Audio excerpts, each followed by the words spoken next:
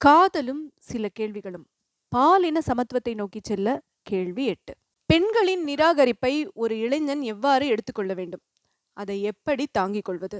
அதிலிருந்து மீண்டு தகுதியான ஆளாக மாறுவது எப்படி? வாவ்! என்ன மாதிரியான ஒரு கேள்வியில. இதுக்கு நம்ம ஆசிரியர் ராஜசங்கீதன் என்ன பதில் சொல்லியிருக்காருன்னு பார்க்கலாமா?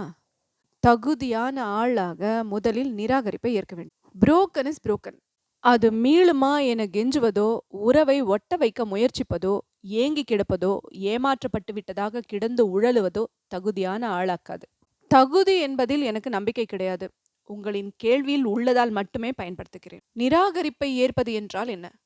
ஒரு குறிப்பிட்ட காலத்தை காதலுக்காக இன்வெஸ்ட் செய்திருப்பீர்கள். ஆம், முதலீடு தான்.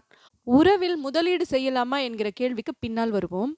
இன்வெஸ்ட்மெண்ட் என்றாலே என்ன எதிர்பார்ப்பிருக்கும்? ரிட்டர்ன்ஸ். எனவே ஒரு காலம் வரை நேரத்தை, மனதை எல்லாம் முதலீடு செய்து இறுதியில் ரிட்டர்ன்ஸ் இல்லை என ஆனதும் ஒரு பெரும் ஏமாற்றம் ஏற்படும். அதோடு முக்கியமாக கோபம் ஏற்படும். அந்த கோபம் உங்களை விட்டு பிரிந்தவர் குறித்து அவதூறு பரப்புதல், ஏமாற்றி விட்டார் என சொல்லி திரிதல், அல்லது அவனை நினைச்சு நீ வாழ வெட்டியே இருக்க, உன்னையே நினைச்சு நான் வெட்டியா வாழாம இருக்கேன் என்ற வடிவேலு டைப்பில் சகதியில் புரளும் எருமை போல அதிலேயே உழன்று நம் அகங்காரத்தை சொரிந்து கொண்டும் பிரிந்தவர்க்கு பழியை கொடுத்தல் போன்றவற்றை செய்வோம். காதலின் அழகே ஏற்க விரும்புவதைப் போல மறுக்கும் போது விட்டு விலகுவதும் தான். பிரிவோம் என்பதையும் ஏற்பதுதானே காதலின் உன்னதமாக இருக்க முடியும். அதிலும் அந்த நபருக்கு குற்ற உணர்வு ஏற்படுத்தும் வகையில் எந்த குயுக்தியும் செய்யாமல் கடந்து போதலை விட காதலில் சிறப்பு என்ன இருந்துவிட முடியும்? இப்போது மேலே விட்ட கேள்விக்கு வருவோம். உறவில் இன்வெஸ்ட்மெண்ட் பண்ணலாமா? நிச்சயமாக கூடாது. பணம் சார்ந்து மட்டுமே வாழ்ந்து சிந்தையும் பணம் சார்ந்ததாக மாறியிருக்கும் இந்த முதலாளித்துவ சூழலில் உறவையும் முதலீடாகவே பார்க்கிறோம். உறவுகளை பணம் சார்ந்ததாக முதலாளித்துவம் மாற்றும் என நூற்றாண்டுகளுக்கு முன்பே சொல்லிவிட்டான் மார்க்ஸ். எனவே நாம் இன்வெஸ்ட் செய்கிறோம். உறவு ஒரு பயணம், இன்வெஸ்ட்மெண்ட் அல்ல. அப்பயணத்தில் காதல் தீரும்போது விலக தோன்றலாம். அதை அனுமதிக்க வேண்டும். அதுவே காதலுக்கான உச்சமாக இருக்கும். வலி இருக்கும், தவிர்க்க முடியாது. அது நம் சமூகம் நாம் எதையும் இழக்கக்கூடாது என சொல்லி வளர்த்ததால் வந்த விளைவு.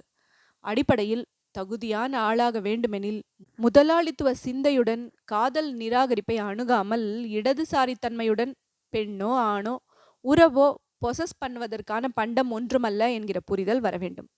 இதில் இன்னொரு சிக்கல் உண்டு. பல மரம் தாவும் குரங்கு மனநிலையில் இருப்பவர்களுக்கு நிராகரிப்பை ஏற்கும் நம் தன்மை வசதியாக இருக்கும். இருக்கட்டும், அவர்கள் அப்படி இருப்பதால் நாம் இப்படி குத்தி கொண்டிருக்க தேவையில்லை. குரங்கில் இருந்து மனிதனாவது பரிணாமம். குரங்காகவே நீடிப்பது அறிவியலுக்கே விரோதம். தகுதி என நீங்கள் குறிப்பிடுவதை உறவு சார்ந்த அரசியல் என புரிந்து கொள்ளுங்கள். ஆண் தெரிய வேண்டும், பெண் தெரிய வேண்டும், உறவுகள் உருவான வரலாறு தெரிய வேண்டும், சமூகம் தெரிய வேண்டும். இறுதியில் நம் மனதை நேர்மையாக அலசும் ஓர்மை வேண்டும். நீங்கள் தகுதி பெற்றுவிட முடியும்.